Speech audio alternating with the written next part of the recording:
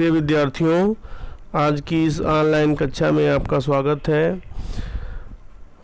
पुनरावृत्ति कार्य के अंतर्गत हम आज उत्साह कविता पढ़ेंगे और उत्साह कविता का भावार्थ जानने की कोशिश करेंगे, समझने की कोशिश करेंगे।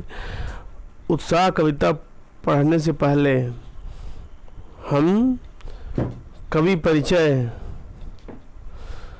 परिचय और पाठ परिचय, कविता परिचय को पढ़ेंगे। तो आइए चलते हैं।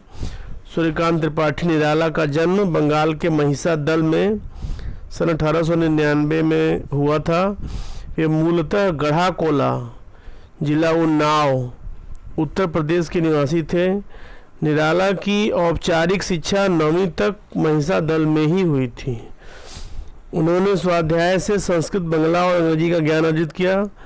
वे संगीत और दर्शन शास्त्र के भी गहरे अध्येता थे। अध्येता का मतलब होता है अध्ययन करने वाले। रामकृष्ण परमहंस और विवेकानंद की विचारधारा ने उन पर विशेष प्रभाव डाला। ठीक है। निराला का पारिवारिक जीवन दुखों और संघर्षों से भरा हुआ था। आत्मीय जन कौन से होते हैं? जो लोग अपने होते हैं वही आत्मीय जन होते हैं। तो आत्मीय जनों के असामयिक निधन क्या होता है? समय से पहले अगर किसी की मृत्यु हो जाती है उसे असामयिक निधन कहा जाता है। तो असामयिक निधन ने उन्हें भीतर तक तोड़ दिया था। ठीक है। इसके बाद साहित्यिक मोर्चे पर भी उन्होंने अनवरत लगातार संघर्ष किया और सन 1961 ईस्वी में उनका देहांत हो गया। साहित्यिक परिचय के क्रम में उनकी प्रमुख रचनाएं इस प्रकार हैं: अनामिका, परिमल, गीतिका, कुकुरमुत्ता और नए पत्ते। उपन्यास, कहानी, आलोचना और निबंध लेखन में उनकी ख्याति अविस्मरणीय है। अविस्मरणीय मतलब जो विस्मित न की जा सके। निराला रचनावली के 8 खंडों में उनका संपूर्ण साहित्य प्रकाशित है। निराला विस्तृत सरोकारों के कवि हैं। दार्शनिकता, विद्रोह, क्रांति, प्रेम की तरलता और प्रकृति का विराट तथा उदात्त चित्र उनकी रचनाओं में उपस्थित है। उनके विद्रोही स्वभाव ने कविता के भाव जगत और शिल्प जगत में नए प्रयोगों को संभव किया है। छायावादी रचनाकारों में उन्होंने सबसे पहले मुक्त छंद का प्रयोग किया। शोषित, उपेक्षित। शोषित कौन से लोग होते हैं? शोषित वे लोग होते हैं जिनका शोषण किया जाता है। उपेक्षित वे लोग होते हैं जिनकी उपेक्षा की जाती है, जिनका तिरस्कार किया जाता है। पीड़ित और प्रताड़ित वे लोग होते हैं जिन्हें पीड़ा पहुंचाई जाती है, प्रताड़ना दी जाती है। ऐसे लोगों के प्रति उनकी कविता में जहाँ गहरी सहानुभूति का भाव मिलता है, वहीं शोषक वर्ग, जो शोषण करने वाले लोग हैं, जमींदार, सामंत, अधिकारी, नेता, ठीक है, और सत्ता के प्रति प्रचंड प्रतिकार, जो सत्तारूढ़ दल होते हैं, सत्तारूढ़ जो व्यक्ति है, उसके खिलाफ, उसके विरोध में इनके अंदर जो ज्वाला धधक रही थी, जल रही थी, उसके लिए भी उन्होंने बहुत संघर्ष किया। ठीक है। इसके पश्चात आप उत्साह कविता का पाठ परिचय पढ़ें। उत्साह एक आह्वान गीत है। आह्वान गीत कोई भी कवि तब लिखता है जब वह अपने समाज में चारों तरफ फैले हुए अन्याय, अत्याचार और शोषण से ऊब जाता है और क्रांति की चाह रखता है, परिवर्तन की चाह रखता है, बदलाव की चाह रखता है। तो क्रांति की इच्छा लिए वह आह्वान गीत लिखता है। आह्वान मतलब होता है बुलाना, पुकार कर बुलाना। तो बादलों को संबोधित करते हुए कवि यहाँ पर आह्वान गीत लिख रहे हैं। बादल निराला का प्रिय विषय है। निराला की कविताओं का प्रिय विषय बादल है। कविता में बादल एक तरफ पीड़ित प्यासे जन की आकांक्षा को पूरा करने वाला है। देखिए, आप जानते हैं कि बादल पानी बरसाते हैं और पानी बरसने के बाद चाहे वो धरती हो और चाहे वो वृक्ष हो, चाहे कोई भी जीव हो, सभी को बहुत खुशी मिलती है और उनकी जो विह्वलता होती है, बेचैनी होती है और उनकी परेशानियां सब दूर हो जाती हैं पानी बरसने के पश्चात। भारत वैसे भी कृषि प्रधान देश है, यहाँ की 80% आबादी खेती पर निर्भर होती है, और जैसे ही बादल पानी बरसाते हैं तो खेती करने वाले जो किसान हैं बहुत ही खुश होते हैं। तो इसीलिए यहाँ पर इन्होंने लिखा कि पीड़ित प्यासे जन की आकांक्षा को पूरा करने वाला है। तो दूसरी तरफ वहीं बादल नई कल्पना और नए अंकुर के लिए विध्वंस, विप्लव और क्रांति चेतना को संभव करने वाला भी है।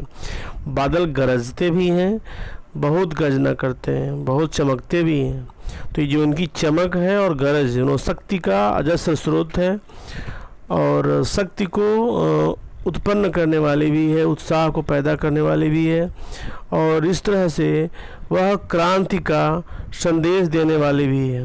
कविता में ललित कल्पना के साथ साथ जहाँ बादल का सुंदर सौंदर्य रूप है वहाँ ललित कल्पना है, और जहाँ विद्रोह की चिंगारी है, विद्रोह का आह्वान है, बदलाव की बयार बहा रहे हैं, वहाँ क्रांति चेतना है।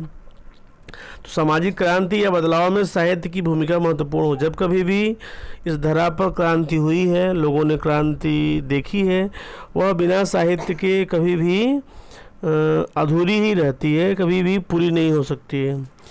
निराला इसे नवजीवन और नूतन कविता के संदर्भों में देखते हैं।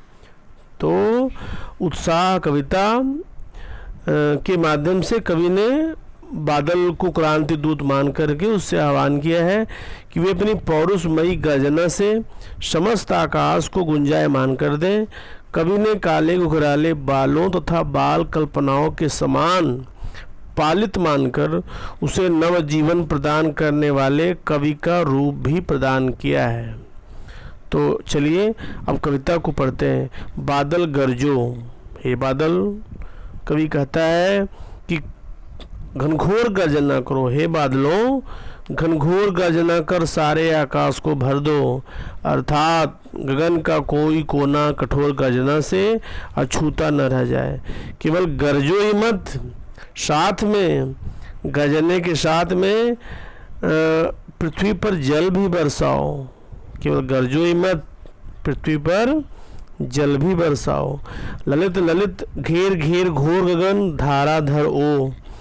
कवि कहता है कि पूरे आकाश को घेर लो, पूरे आकाश में फैल जाओ, और आकाश में फैल करके बादल अपनी कोमलता के कारण सुंदर और मृदुल भी दिखाई देते हैं। काली काली बदलियाँ काले काले घुराले बालों के समान सुंदर दिखाई पड़ती हैं। बादल बाल कल्पना के से पाले, बच्चों की कल्पना के समान बादल पवित्र होते हैं, मृदुल होते हैं, और बाल कल्पना के पालित बादल हैं, ठीक है। और उनकी जो शोभा होती है बच्चों के काले घुघराले बालों की तरह होती है। बादलों के बीच चमकती बिजली को देखकर कवि को लगता है विद्युत छवि उर्म हृदय, कहते हैं हृदय में विद्युत छवि, छवि आभा विद्युत बिजली। तो जो बिजली की सुंदरता है, बिजली की आभा है, वे अपने अंदर अपने हृदय में छिपाए हुए कवि कहते हैं कि जिस प्रकार बादल अपने हृदय में बिजली की छवि को अब तक छिपाया हुआ था, और अब घूमने से और यहाँ वहाँ गरजने से फैल जाने से अब वे नवजीवन देने वाले हैं, कवि के समान नवजीवन देने वाले हैं। आप यहाँ बड़े ही ध्यान से देखें कि कवि निराला अपने जीवन में भी बादल की गर्जना जैसी निडरता, बिजली जैसी ओजस्विता और शीतलता प्रदान करने वाली परोपकारिता चाहते हैं। कवि बादल से आग्रह करता है कि हे बादलों, अपनी वज्र सी कठोरता, वज्र को छिपाने वाले वज्र जैसी कठोरता को छिपाकर क्या करो, नूतन कविता फिर भर दो। एक नवीन प्रकाश, एक नवीन कविता से आकाश के जीवन को भर दो। कवि की तरह अपनी नवीन कविता से आकाश के जीवन को भर दो। कवि का मानना है केवल कोमलता से काम चलने वाला नहीं है, बादलों की भांति कवि भी नित्य नई नई कविता लिखने के लिए, कहने के लिए मचल रहे हैं, क्योंकि नवीनता लाने के लिए विध्वंस, विप्लव और क्रांति आवश्यक होते हैं। कहते हैं कि हे बादलों, इस आसमान में आप गर्जना करो, अपनी गर्जना से इस पूरे सृष्टि को गुंजायमान कर दो। फिर से एक बार देख लें। कभी बादल में क्रांति का स्वर सुनता है, वह उसे गड़गड़ाते स्वर पर मोहित होकर कहता है, ओ बादलों तुम खूब गरजो, कड़को, गड़गड़ाओ, तुम अपनी भयंकर गर्जन तर्जन से इस आकाश को घेर लो। तुम्हारे केस कितने सुंदर काले घुराले हैं, ये कल्पना के विस्तार के समान घने हैं। कवि बादल को कवि के समान बतलाता हुआ कहता है कि हे कवि, तुम संसार को नया जीवन देने वाले हो। तुम अपनी भावनाओं में वज्र छिपाए हुए हो, वज्र के समान शक्ति छिपाए हुए हो, और अपनी हुंकार से सारे संसार को जोश से भर दो, पौरुष से भर दो। हे बादल तुम गरजो, गड़गड़ाओ। ठीक है, आगे कहते हैं कि बादल कल्पना के विस्तार के समान घने। कहते हैं बच्चे की जो बाल होते हैं घुराले होते हैं, सुंदर होते हैं, और बच्चे की जो कल्पना होती है वो बहुत ही कोमल होती है। तो एक तरफ तो बच्चों की बालों से तुलना करते हैं, दूसरी तरफ कवि से करते हैं। जिस प्रकार से कवि अपनी लेखनी के द्वारा अपनी कृति के द्वारा समाज में बदलाव लाने का प्रयास करता है, ठीक उसी प्रकार से जो कवि है, जो बच्चे हैं, बच्चे अपने मन में तरह तरह की कोमल कल्पनाएं करते हैं। तो बच्चों की कल्पनाओं के समान तुम पालित हो। फिर से देखें कि बादल को गरजने के लिए इसलिए कहता है क्योंकि वो वातावरण में जोश, पौरुष और क्रांति चाहता है। दयाला को बादलों का जो गर्जना है बहुत प्रिय है। ठीक है, बादल पौरुष और क्रांति के प्रतीक हैं, क्योंकि बादल के स्वर में जोश और गड़गड़ाहट होती है। वे वर्षा करके बंजर धरती को उपजाऊ बना देते हैं। बादल को पूरा आकाश घेर घोर गगन कहता है, घेर लो, और घेरो ही मत, घोर गर्जना के साथ घेरो। और यह आकाश मानो धरती का संरक्षक हो। आकाश को पिता के समान भी माना गया, धरती को माता के समान और आकाश को पिता का स्थान दिया गया है। ठीक है, कवि चाहता है कि बादल आकाश में फैली हुई तपन, गर्मी और लू को हटाकर धरती पर छाया कर दें और उसे वर्षा का जल प्रदान करें। बादल रूप में काले होते हैं, घने और फैलाव भरे होते हैं। बादल का रूप ऐसा होता है मानो बच्चे के घुघराले बाल हों। रूप, रंग और फैलाव की समानता के कारण बादलों की कल्पना ललित काले घुराले बालों के लिए की गई है। वज्र छिपाने का अर्थ ये है कि वज्र छिपाने का मतलब है बादलों के भीतर बिजली की कड़क छिपी हुई है। और कवि के हृदय में भी उथल पुथल करने की क्रांतिकारी शक्ति छिपी हुई है। कवि चाहे तो अपनी कविता से इस सृष्टि में, इस धरा पर नई क्रांति पैदा कर सकता है।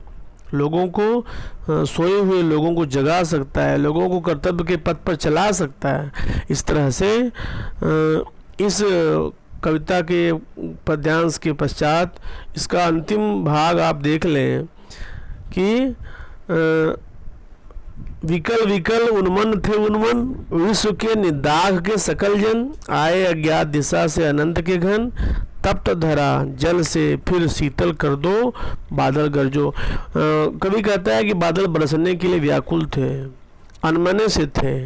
विश्व के सभी लोग बहुत दिनों तक पानी न बरसने से प्यासे थे, और ताप गर्मी के कारण इतनी धरती तप रही थी कि पूरा जो मनुष्य समाज है, जीव समाज है, जीवों का समूह है, सब त्राहि त्राहि कर रहा था। सभी बादल की आस लगाए बैठे थे। इसी समय अज्ञात दिशा से, न जाने कौन सी दिशा से, अंतहीन आकाश से बादल आए और आकर के आप जल बरसाएं, और इस तरह प्यासी धरती को शीतलता प्रदान करें, ऐसा आह्वान कवि करता है। और कहता है कि तपती हुई धरती को जल बरसाकर ठंडा कर दो। उससे क्या होगा कि एक और बादलों का यह रूप अपने शीतल जल से जन जन की प्यास बुझाएगा, दूसरी ओर यही बादल जहाँ क्रांति का प्रतीक बनेगा, वो नई कल्पना, नव जीवन की अंकुर उगाएगा, और इसी से क्रांति का, परिवर्तन का, बदलाव की शुरुआत होगी, क्रांति का सूत्रपात होगा। तो एक बार फिर से देख लें इसे। कवि कहता है कि जब चारों ओर बेचैनी थी, विकल मतलब व्याकुल, व्याकुलता, बेचैन, उन्मन का मतलब होता है अनमना, निदाग का मतलब होता है तपती गर्मी, शकल मतलब सारे, जन माने मनुष्य, अज्ञात अनजान, अनंत आकाश, घन मतलब बादल, तप्त मतलब तपती हुई, धरा मतलब पृथ्वी। कवि कहता है कि चारों ओर बेचैनी थी, व्याकुलता थी, हर मनुष्य परेशान था, लोगों के मन उछटे हुए थे, अनमने से विश्व के सभी लोग भीषण गर्मी के कारण दुखी थे। तब न जाने आकाश की किस अनजान दिशा से ये बादल चले आए। कवि बादलों का आह्वान करते हुए कहता है कि हे बादलों, तुम धरती पर खूब वर्षा करो और अपने वर्षा के द्वारा इस तपती हुई जलती हुई धरती को, इसकी तपिश को ठंडा कर दो और उसे ठंडक पहुंचाओ, खूब गरजो। इस कविता का सांकेतिक अर्थ यह है कि जब संसार में चारों तरफ हिंसा, अत्याचार, अनाचार, पापाचार और अन्याय, शोषण का बोलबाला था, लोग बहुत ही परेशान थे, दुखी थे, ऐसे में न बादलों की तरह न जाने कौन छाया बन कर के ये बादल आए। और बादलों की तरह कौन आया? कोई न कोई आया, कवि के रूप में आया या किसी महान पुरुष के रूप में आया, गांधी जैसे नेता के रूप में आया और पीड़ित धरती के लिए कल्याण और मंगल की वर्षा कर गया। कवि बादलों से ही प्रार्थना करता है कि हे बादल, तुम खूब गरजो और बरसो, पीड़ित जनता को सुख प्रदान करो।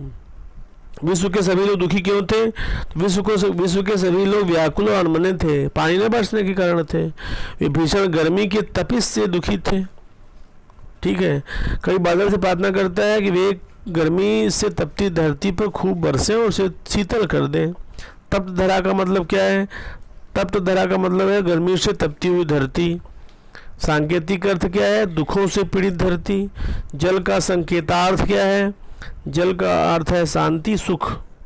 ठीक है, विश्व के सभी लोग विश्व के भीषण गर्मी की तपन के कारण व्याकुल और उन्मन थे। कभी बादलों को ईश्वरीय सृष्टि की देन कहता है, आकाश में दिखाई देने वाले कहना चाहता है। गर्मी से जनजीवन व्याकुल हो उठा। ठीक है, गर्मी का प्रभाव यही पड़ा। कवि ने बादल को बरसने के लिए आह्वान किया है, बादल को क्रांति का प्रतीक मानता है और उसे शक्तिशाली स्वर में गरजने के लिए कहता है। इस तरह से इस कविता का जो शिल्प सौंदर्य है संस्कृत निष्ठ खड़ी बोली है। तत्सम शब्दों की अधिकता है यहाँ। काले घुघरालय में मानवीकरण अलंकार है। बाल कल्पना के से पाले में उपमा अलंकार है। के से है तो उपमा अलंकार है। घेर घेर घोर में अनुप्रास है। आय अज्ञात में अनुप्रास है। घेर घेर ललित ललित विकल विकल में पुनरुक्त प्रकाश अलंकार है। संगीतात्मकता है। संगीतात्मकता क्या होती है? गीयता। कविता को जब सस्वर पढ़ सकते हैं, पढ़ लेते हैं तो वहाँ संगीतात्मकता होती है। संबोधनात्मक शैली है। बादल को संबोधित करते हुए कविता लिखी गई है और खड़ी बोली में लिखी गई है। कविता में ओजपूर्ण प्रस्तुति है। ओज गुण जहाँ होता है वहाँ उत्साह और जोश का वातावरण होता है। आह्वान गीत है। प्रतीकात्मक शैली में कविता लिखी गई है। नाद सौंदर्य है। ध्वन्यात्मक शब्दों का प्रयोग किया गया है। घेर घेर, घोर, गगन, धारा, धर, ओ, तो ध्वनि सूचक शब्दों का प्रयोग किया गया है। रचना में छंद नहीं है, छंदबद्धता नहीं है, मुक्त छंद का प्रयोग किया गया है। राइमिंग का कोई पालन नहीं किया गया। मानवीकरण, बादल को कवि के रूप में दर्शाने के लिए मानवीकरण अलंकार है। इस तरह से यह कविता का शिल्प सौंदर्य है। इसके पश्चात आप एक बार फिर से जो यहाँ भावार्थ लिखा हुआ है उसे पढ़ लें। बादल गरजो, घेर घेर घोर गगन, धारा धर ओ, ललित ललित काले घोराले, बाल कल्पना कैसे पाले, विद्युत छवि उर्मे कवि नव जीवन वाले, ब्रज छिपा और नूतन कविता फिर भर दो, बादल गरजो। इन पंक्तियों में कवि ने बारिश होने से पहले आकाश में दिखने वाले काले बादलों के गरजने और आकाश में बिजली चमकने का अद्भुत वर्णन किया है। कवि कहते हैं कि बादल धरती के सभी प्राणियों को नया जीवन प्रदान करते हैं और यह हमारे अंदर के सोए हुए साहस को भी जगाते हैं। आगे कवि बादल से कहता है कि हे काले रंग के सुंदर घुराले बादल, तुम पूरे आकाश में फैल जाओ, उसे घेर लो और खूब गरजो। कवि ने यहाँ बादल का मानवीकरण करते हुए उसकी तुलना एक बच्चे से की है जो गोल मटोल होता है, जिसके सिर पर घुराले और काले बाल होते हैं, जो कवि को बहुत प्यारे और सुंदर लगते हैं। आगे कवि बादल की गर्जन में क्रांति का संदेश सुनाते हुए कहते हैं, हे बादल, तुम अपनी चमकती बिजली के प्रकाश से हमारे अंदर पुरुषार्थ भर दो। इस तरह हमारे भीतर एक नए जीवन का संचार करो। बादल में वर्षा की सहायता से धरती पर नया जीवन उत्पन्न करने की शक्ति होती है। इसलिए कवि बादल को एक कवि की संज्ञा देते हुए उसे एक नई कविता की रचना करने को कहते हैं। विकल विकल उन्मन थे उन्मन, विश्व के निदाग के सकल जन, आए अज्ञात दिशा से अनंत के घन, तप्त धरा जल से फिर शीतल कर दो, बादल गरजो। कवि बादलों को क्रांति का प्रतीक मानते हुए कल्पना कर रहे हैं कि वह हमारे सोए हुए पुरुषार्थ को फिर से जगाकर हमें एक नया जीवन प्रदान करेगा, हमें जीने की नई आशा देगा। कवि इन पंक्तियों में कहना चाहते हैं कि भीषण गर्मी के कारण दुनिया में सभी लोग जब तड़प रहे थे और तपती गर्मी से राहत पाने के लिए छाँव व ठंडक की तलाश कर रहे थे, तभी किसी अज्ञात दिशा से घने काले बादल आकर पूरे आकाश को ढक लेते हैं और तपती धूप धरती तक नहीं पहुंच पाती। फिर बादल घनघोर वर्षा करके गर्मी से तड़पती धरती की प्यास बुझाकर उसे शीतल और शांत कर देते हैं। धरती के शीतल हो जाने पर सारे लोग भीषण गर्मी के प्रकोप से बच जाते हैं और उनका मन उत्साह से भर जाता है। इन पंक्तियों में कवि संदेश देना चाहते हैं कि उनका मन उत्साह से भर गया है और जिस तरह धरती के सूख जाने के बाद भी बादलों के आने पर नए पौधे उगने लगते हैं, ठीक उसी तरह से अगर आप जीवन की कठिनाइयों के आगे हार न माने और अपने पुरुषार्थ पर भरोसा रखकर कड़ी मेहनत करते रहें तो आपके जीवन का बगीचा दोबारा फल फूल उठेगा। इसलिए हमें अपने जीने की इच्छा को कभी मरने नहीं देना चाहिए, पूरे उत्साह से जीवन जीने की कोशिश करते रहनी चाहिए। शब्द संपदा में देखें, धाराधर मतलब बादल जिनके अधरों पर धारा हो, वर्षा का जल हो, वे बादल हैं। उन्मन का मतलब होता है कहीं मन न टिकने की स्थिति, अनमनापन, उदासीपन, निदाग गर्मी, सकल सब सारे, आभा चमक, वज्र कठोर भीषण। इस तरह से आज उत्साह कविता की पुनरावृत्ति आपने की, उसे आप ध्यान से सुने, 1 बार 2 बार 3 बार सुने और समझने की कोशिश करें। यदि आपको कविता समझ में आ गई तो इस पर आधारित सभी प्रश्नों के उत्तर आप बड़े आराम से लिख लेंगे। तो आज के लिए बस इतना ही, बाकी बातें अगली कविता के साथ कल फिर से उपस्थित होंगे। तब तक के लिए धन्यवाद।